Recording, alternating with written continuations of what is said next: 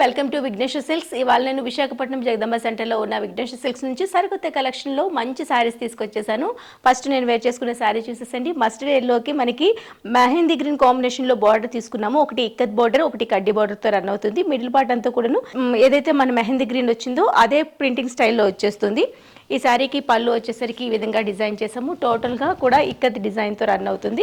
ఎండింగ్లో tassels ఇచ్చేసాము. Contrast కలర్లోనే mehndi green కాంబినేషన్లో బ్లౌజ్ వచ్చేస్తుంది.